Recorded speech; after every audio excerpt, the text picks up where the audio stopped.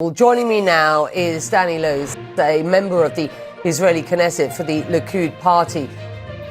I think that it's clear that Israel's interest is to safeguard the status quo on the Temple Mount, Al-Aqsa mosques, and all this area. That's what we've done over the years. That's our deepest interest.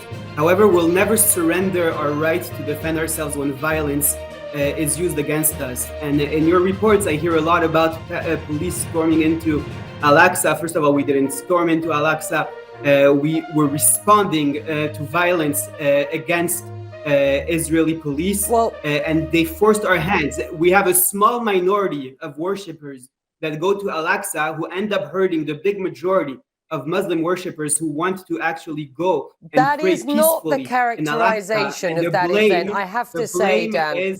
The blame has to be put at the small minority that barricade itself inside Al-Aqsa mosque, brings weapons. Let me stop you there, because I did actually ask Jordan's foreign minister that exact question. I did put it to him that there are reports that it's a small group of agitators that the Israeli police were responding to. He did not accept that characterization. There are clear pictures and videos that have been published of the Israeli police of weapons stacked up in the Al-Aqsa mosque and of the barricades that were done in order to stop the police from responding to those violences. And again, I have to say, our deepest interest is for there to be quiet.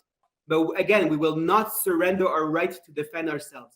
No country can surrender its right to defend itself. And when we respond to attacks, we don't do it out of a sense of revenge, but we do it because we understand that if we don't respond to attacks forcefully, then these attacks will just become more and more attacks against Israelis.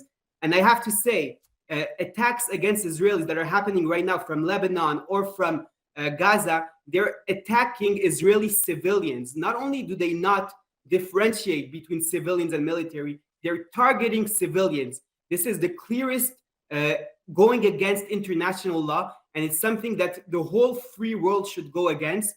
And I hope that this is what will happen. Dan, you know, you've called for de-escalation. You've called for the sanctity of the Temple Mount, as it is called in Israel. But with the sort of actions that we see, you know, time and again, Arab leaders are saying this is provocation. How do you believe things can be de-escalated at this point?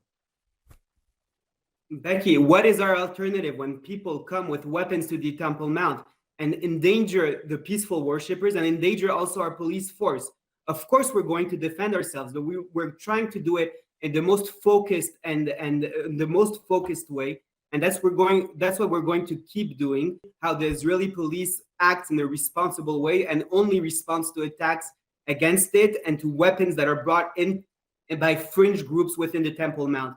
Those fringe groups are incited by international forces, by the way. We're talking about Iranian influences here in Israel that are inciting for violence against Israel. That's the same Iran, by the way, that's sending drones to Russia, to Ukraine, in order to help Russia. That same Iranian that's a clear and present danger against the free world. So again, I call on the free world to unite and stand by Israel against these extremist groups that are leading to this violence.